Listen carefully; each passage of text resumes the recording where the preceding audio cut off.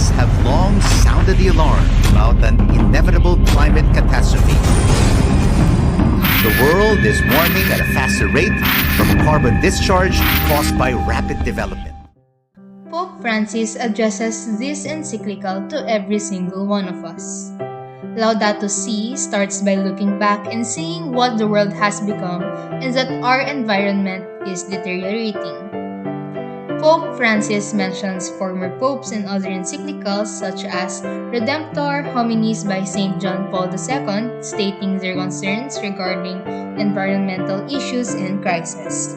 In this video, we will immerse ourselves in learning Laudato Si, giving us another view of enlightenment and resolution of modern-day problems. I urgently appeal then for a new dialogue about how we are shaping the future of our planet. We need a conversation that includes everyone since the environmental challenge we are undergoing and its human roots concern and affects us all, Pope Francis stated in paragraph 14 of Laudato Si. Now, Laudato Si is mainly about our environment or the world itself. It addresses proper caring of our environment in ways we barely or already knew, which helps Mother Earth on a spiritual level of understanding. Now, we will look through Laudato Si chapter by chapter as we believe that tackling this briefly would give you an overview of what Laudato Si can offer and provide in solving our current problems. Chapter 1. What is happening to our common home? Paragraph 18 tells us that change has become a source of anxiety when it causes harm to the world and the quality of life when rapid changes are not necessarily rooted in the common good or integral and sustainable human development. Pope Francis emphasizes in this chapter the following environmental issues: pollution and climate change, issues of water, loss of biodiversity, decline in the quality of human life and the breakdown of society, global inequality, weak responses for environment protection, variety of opinions on addressing these environmental issues. Chapter 2, The Gospel of Creation. This chapter generally talks about God's creation aside from humanity. It focuses on how the philosophy of encyclical incorporation into politics, science, and religion can enter into an intense dialogue that can benefit both believers and non-believers. Chapter 3, The Human Roots of the Ecological Crisis.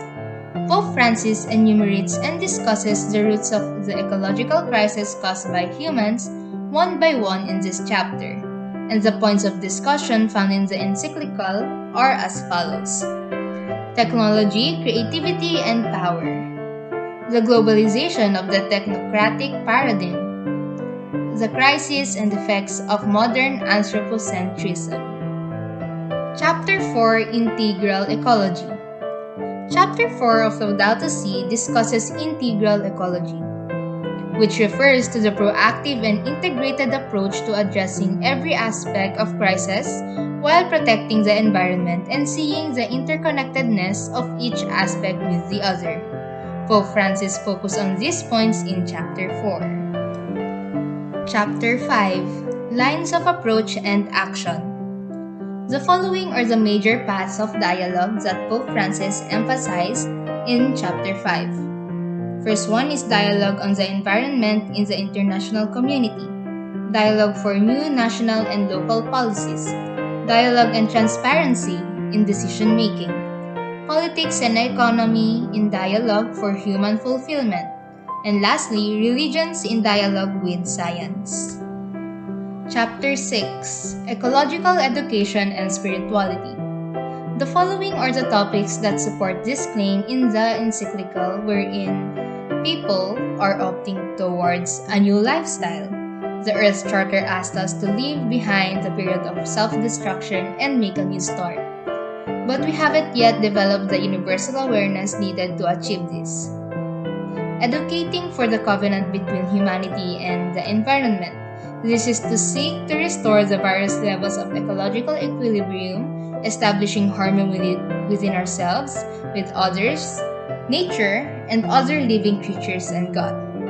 Ecological conversion, wherein in remembrance of the values of Saint Francis of Assisi, we realize that a healthy relationship with creation is one dimension of overall personal conversion. Joy and peace, civic and political love, wherein care for nature is part of a lifestyle that includes the capacity for living together and communion. Sacramental signs and celebration of rest, the Trinity and the relationship between creatures, Queen of all creation, and beyond the sun. Socio-cultural aspect related to Laudato Si involves heritage sites that need protection to conserve this culture. Now, this is backed up by Republic Act No. 1066. In the aspects of economics, environmental degradation started when the Industrial Revolution rose into existence.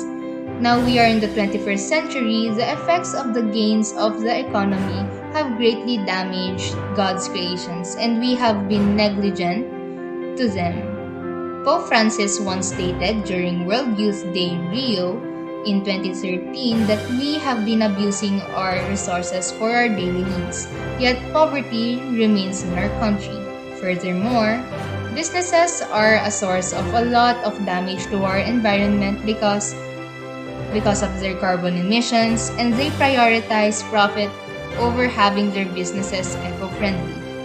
With that, we should promote and apply integral ecology and the circular economy in every businesses to create job opportunities for marginalized groups while decreasing the damage done by businesses to the environment.